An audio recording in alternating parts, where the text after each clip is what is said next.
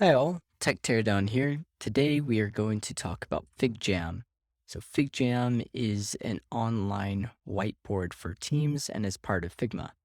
So what we're going to learn today is how to use this for teachers.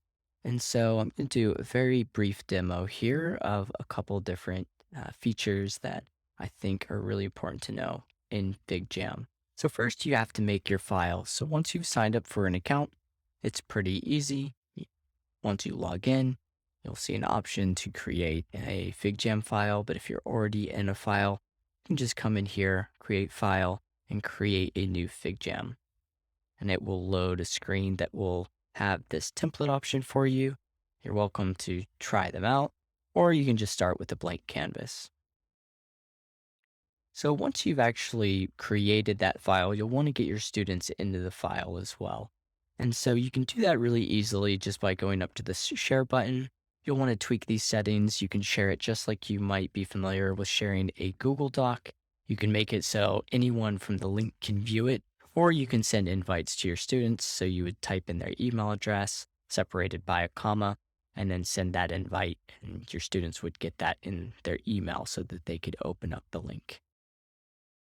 Once you do that and have them actually join the file, they would come up here and you would see that list of icons of their pictures to let you know that they have actually gotten into the file.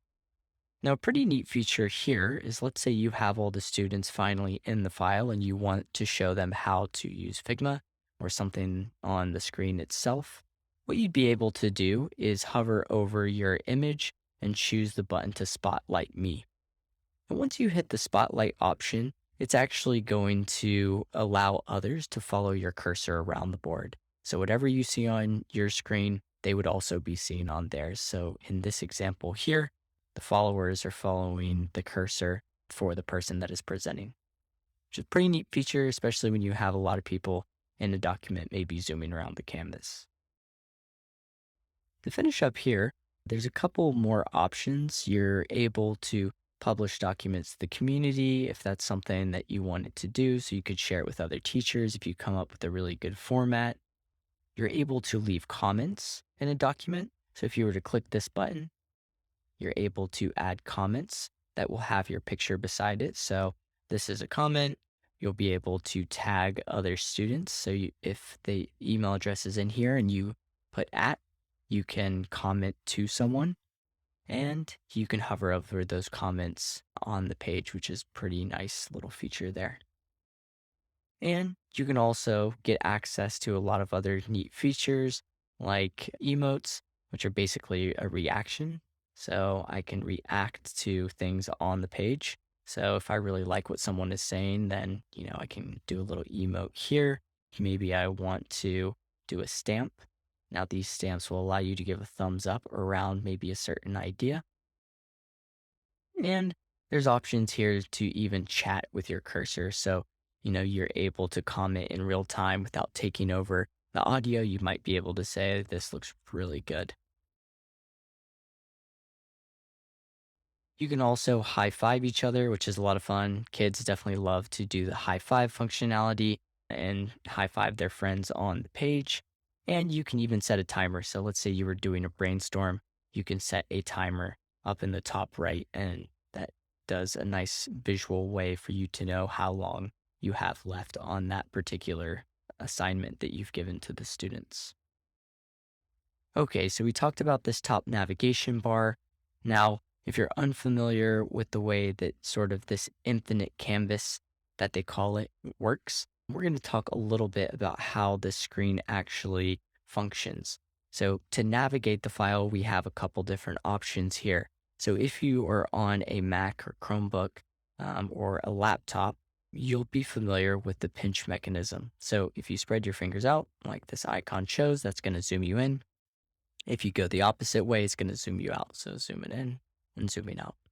You can also zoom in or out using the icons up here. Zoom in, zoom out. But it's pretty nice to be able to control it with your fingers by pinching in or out to zoom in or out. And to move around the file, If you use two fingers, that's going to allow you to move around the file itself. So it doesn't actually zoom, it just pans you around. You can also grab this hand down here if you're more comfortable with that, and you can click and drag, and that's going to allow you to move around the file pretty seamlessly. So once we have those down, if we pinch, it's always going to zoom in to where our cursor's at. So a good reference point is to whatever you want to zoom into. Just put your cursor on top of it. Maybe I want to zoom into that eye. And as I zoom in, it zooms me into that point. If I'd rather zoom in on this icon, I can zoom right in there. So a nice way to navigate the file. So the nice thing about FigJam is they have a lot of different resources available for teachers to teach you how to actually use FigJam and some of the basics. So we went over the top bar, which we're talking about some of the cursor icons, but this document actually does a nice job of explaining some of the features that you would be using in FigJam itself. So for example, the stickies that you see down here, you can click or drag, or you can use their shortcut pressing S to lay a sticky. It'll have your name in the bottom left, so your student's name would show up there, and they could leave ideas on the board itself, which is pretty nice. Or you can make them anonymous, and it shows you how to click this icon to make that anonymous. Toggles it on and off. You can see it disappearing on that sticky note as I click the hide there on that section. So moving right along, there's also basic shapes and connectors. So you can see that I can drag shapes here. I can drag a circle, but if I make a selection here, I can change to different shapes that I can then place. And I would be able to do things like add arrows. So using the connector option here, you can drag that arrow and it locks onto those points. So every time you draw an arrow, you can lock it onto a certain section to make sure that those points work. And you can adjust the thickness here for those particular lines if you will want it to look bigger. Maybe you want to make a dotted line. You can do a lot of different things here, even adding text in the middle. So maybe this was a yes or no option sort of path. And you can make those adjustments on those right using those adjustments. And change the color and change the endpoints. So if we select these, it'll change the type of endpoint or starting point for each of these. Takes a little bit of playing around, but I think you'll start to get comfortable with how to build those. This is really great for building things like a little workflow and getting students used to using these shapes and connectors that are really familiar to designers who use this tool a lot or in operations saying, do this, don't do that, and building out those complex flows. We went over a little bit of stickers, so you can see some more of these stickers and emotes here that they've laid down. There's a huge amount of user-generated content in the libraries here, so you can do a search for different templates or stickers, different widgets and plugins. Which really makes it a neat dynamic tool. There's always new stuff being added. So here, I just grabbed one of their stickers.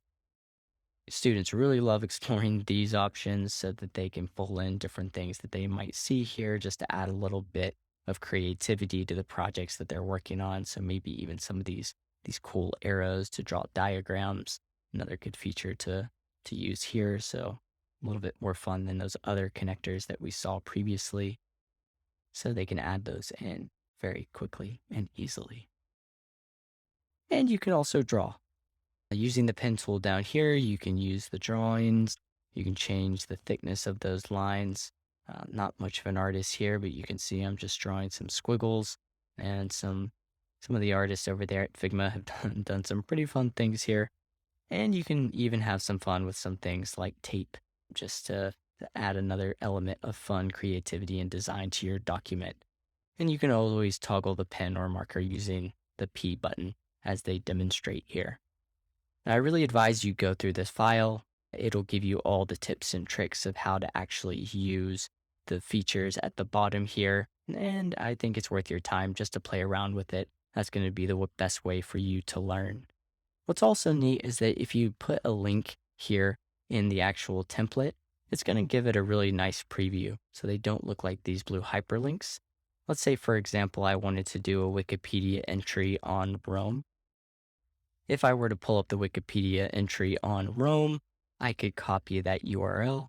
And once I go back to my file here and just hit paste, it's going to build some really nice pictures of that preview here. And I can change the style of that preview to make it either bigger or smaller. And if I click on it, I'll be able to drag it around and have the students come in here and maybe read the Wikipedia entry on Rome before we go on. I'm going to put this file in the comments so you can easily get to it. There's some really cool examples they give here about diagramming mitochondria or filling in the key periods for the dinosaurs here, and give you some ideas on how you could use this in the classroom itself. I'll include a couple more resources here that link to the Figma for Educators workshop, and you can get access to any of these by clicking on the link and then hitting the duplicate button. Once you hit duplicate, it's actually going to make a version of this file for you so that you can actually go in here and play around with it all that you want. So I'll include the links to some really good education links and resources that the Figma team has put together. Well, thanks for watching this quick entry into FigJam. Please let me know what you think in the comments. If you have questions, drop them in there too. I'd love to get your input on what videos you'd like to see, especially related to using Figma in the classroom. Hit the subscribe button. I'll definitely be putting out more videos on how to use Figma and FigJam on YouTube. Thank you.